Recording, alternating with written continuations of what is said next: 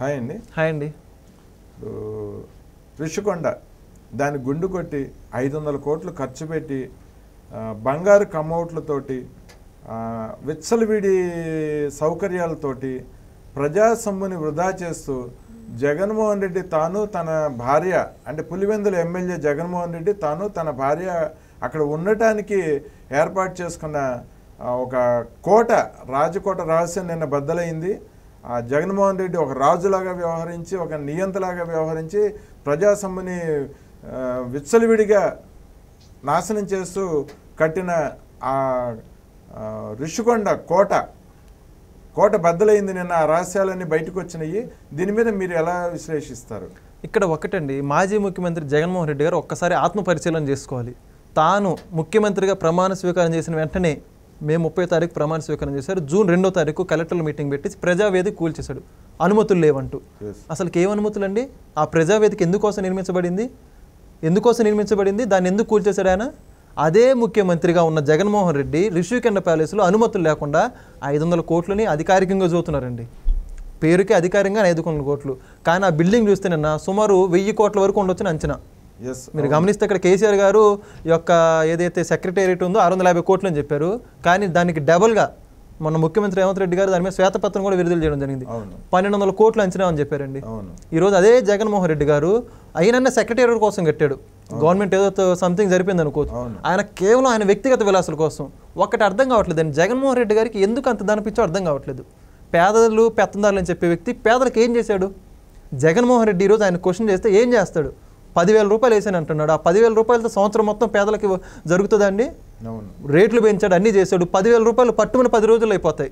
నేటి రోజుల్లో బయట ఉన్న ఖర్చులకి 10,000 అయిపోతాయి. అటువంటి పెత్తందారుడైన జగన్మోహన్ రెడ్డి ఆయన పేదడు అని చెప్పుకుంటాడు. నిజంగా సిగ్గుపడాలి. ఈరోజు ఆయన మాజీ ముఖ్యమంత్రి అయినందుకు కూడా సిగ్గుపడాలి. లేదు అర్హత కూడా లేదని చెబుతాను. జనాలు పులివెందుల ఎమ్మెల్యే జగన్మోహన్ రెడ్డి కేవలం పులివెందుల ప్రతిపక్ష హోదా కూడా లేదు. జగన్ని నమ్మి జనాలు ఎప్పుడు మోసపోయారు. ఎప్పుడు మోసపోయారంటే 2019 ఆయన మే 30వ తారీఖు ముఖ్యమంత్రిగా ప్రమాణ స్వీకారం చేసిన రోజే మోసపోయారు. తొలి సంతకం దేని మీద పెట్టాడండి ఆయన? తొలి సంతకం దేని మీద పెట్టాడు? పింఛన్లకు సంబంధించి 3000 చేస్తానని చెప్పిన ముఖ్యమంత్రి 250 అని చెప్పి ఆ రోజు నడ్డు ఇచ్చాడు. ఇదే మేనిఫెస్టో భగవద్గీత ఖురాన్ బైబిల్ అని చెప్పుకునే ముఖ్యమంత్రి అయ్యుండి మేనిఫెస్టోలో పొందుపరిచాడా? విడతల వారీగా నేను పెంచుతానని చెప్పాడా? అదే చెప్పుంటే ఆ రోజు ముఖ్యమంత్రి అయ్యేవాడు కదా జగన్. ఈ రోజు ఏదో చదువుతున్నాడు కానీ ఆ రోజు సంతకం పెట్టిన రోజు జనాలు మోసపోయారు. అవకాశం లేక 5 సంవత్సరాలు అనగబడి ఉన్నారు జనాలు. అవకాశం వచ్చింది, సరైన రీతిలో బుద్ధి చెప్పారు. ఋషికొండ ప్యాలెస్ ఈరోజు ప్రపంచ విలాసవంతమైన భవనాలు ఒకటిగా చెప్పుకోవచ్చు. నిన్న చూస్తే జనాలు ఒక్కళ్ళు కూడా పంపించలేదు. నిజంగా ప్రజాధనంతో కట్టిన వాళ్ళకి ప్రజలకు పర్మిషన్ లేదా? ఈరోజు దేంట్లో ఉండండి ప్రజలకి ఎక్కడికైనా వెళ్ళాలని అనుమతి ఉందా? ఆయన క్యాంప్ ఆఫీస్కి వెళ్ళడానికి లేదు, ఆయన ఋషికొండకి వెళ్ళడానికి లేదు. ఇంకా జనాలు ఎక్కడికి వెళ్ళాలి? రూపాయి తీసుకునే ముఖ్యమంత్రి, నువ్వు ప్రజలతో ఎన్నుకోబడ్డ ముఖ్యమంత్రి ఏనాడన్నా ప్రజలను కలిశాడా? ఋషికొండలో అన్ని కోట్లు. ఒక్కటి ఉదాహరణ చెప్పాలండి, ఈరోజు మార్చర్లకు సంబంధించి వరకపూడిచిల ప్రాజెక్టు సుమారు 2 లక్షల ఎకరాల వరకు సాగునీరు తాగునీరు అందించే ప్రాజెక్టు 4 నియోజకవర్గాలకి. ఆ ప్రాజెక్టు విలువ 350 కోట్లు. సుమారుగా స్వాతంత్రం వచ్చిన దగ్గర నుంచి ఇప్పటి వరకు పల్నాడు ప్రజల చిరకాల కలది. అటువంటి ప్రాజెక్ట్ని పక్కన పెట్టిన ముఖ్యమంత్రి 350 కోట్లు శాంక్షన్ చేస్తే అయిపోయేది. అన్ని లక్షల మందికి తాగునీరు సాగునీరు వచ్చేది. పల్నాడు 3 పంటలతో కలకల్లాడేది. ఎన్నోసార్లు అర్జీలు పెట్టారు. అక్కడే స్థానిక ఎమ్మెల్యేగా చేసినటువంటి పిన్నెల రామకృష్ణారెడ్డి కూడా ఎన్ని అర్జీలు పెట్టినా కూడా ఎక్కడ స్పందించలేదు. ఏనా పట్టించుకోలేదు, ఆయన పట్టించుకోలేదు. అటువంటి జగన్మోహన్ రెడ్డి ఏదో చిన్న సంతకం పెడితే 500 కోట్ల ప్యాలెస్ కట్టించుకున్నారు, 1000 కోట్ల ప్యాలెస్. ఒక్కటి గమనించాలండి, ఎప్పుడు కూడా ముఖ్యమంత్రి తాను ప్రజలకు సేవ చేయాలనే ఉద్దేశంతోనే పనిచేయాలి. అంతేగాని ఇక్కడ ఏ ముఖ్యమంత్రి అయినప్పుడు కూడా చంద్రబాబు నాయుడు గారు ఇవ్వండి, జగన్మోహన్ రెడ్డి గారు ఎవ్వరూ కూడా సీఎంగా ఉన్నంతకాలం వాళ్ళ పవరు వచ్చామా జనాలకి సేవ చేసామా వెళ్ళిపోయామా అన్న విధంగా ఉంచుకోవాలి. కానీ తానే రాజుని నాయే డబ్బులు అన్న విధంగా ఎప్పుడు పనిచేయకూడదు. కానీ జగన్మోహన్ రెడ్డి ఆ విధంగా చేశారు కాబట్టి తగిన విధంగా బుద్ధి చెప్పారు జనాలు. 500 కోట్ల రూపాయలతో ఒక్కొక్కటి ఇంపోర్టెడ్ అండి. ఎవరికి సాధ్యం అండి అసలుకి? ఎప్పుడో పుతిన్ అదేవిధంగా హిట్లర్ ఆ టైంలో చూసుకునే వాళ్ళం. వాళ్ళని నియంతలై చెప్పుకునే వాళ్ళు. జనాలకు సమాధానం లేకుండా వాళ్ళు ఇష్టం వాళ్ళు చేసుకున్నారు. ఈయన మాత్రం అలా కాదు, చేసుకుంటే మళ్ళీ బయటకు వచ్చి మాత్రం చెప్పేవాడు, నేను పేదవాడిని, నీతి కబుర్లు, నేను పేదల పక్షాన్ని ఉంటాను, చెప్పేది ఒకటి చేసేది ఒకటి. ఎవరు సొమ్మారండి ఈరోజు? ఎవరు సమాధానం చెప్పాలి? ముఖ్యమంత్రి సంతకం ఎప్పుడు కూడా పనిచేయదు, జస్ట్ శాంక్షన్ చేయడం మాత్రం. కానండి ఐఏఎస్లు పర్సనల్ సెక్రటరీ ఎవరైతే ఉంటారో వాళ్ళ సంతకానికి మాత్రం విలువ ఉంటుంది. ఈరోజు ముఖ్యమంత్రి సంతకం ఎక్కడ చెల్లదు.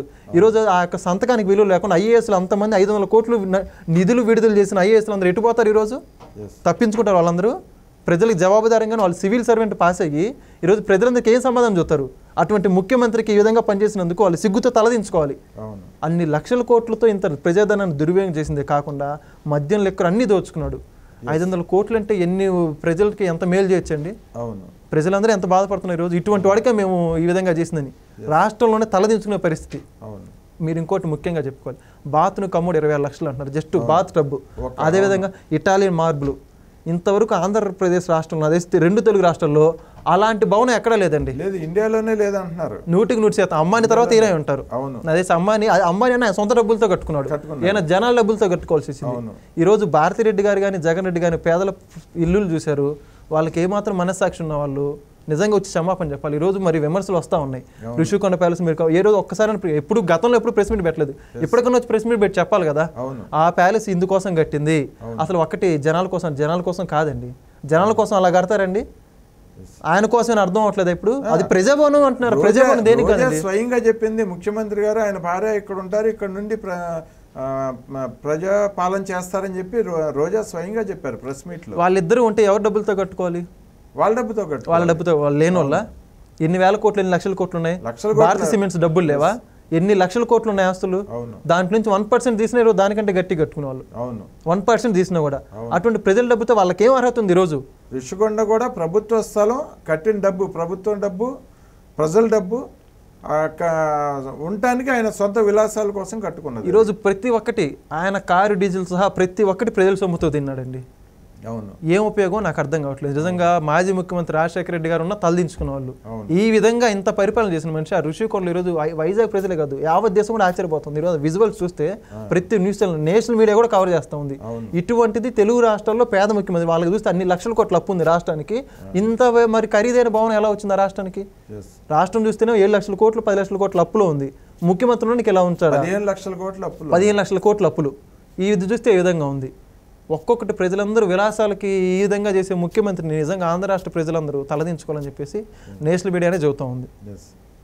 ఓకే అండి, ధన్యవాదాలండి. మరో వీడియోలో మళ్ళీ విశ్లేషణ చేద్దాం. ధన్యవాదాలు.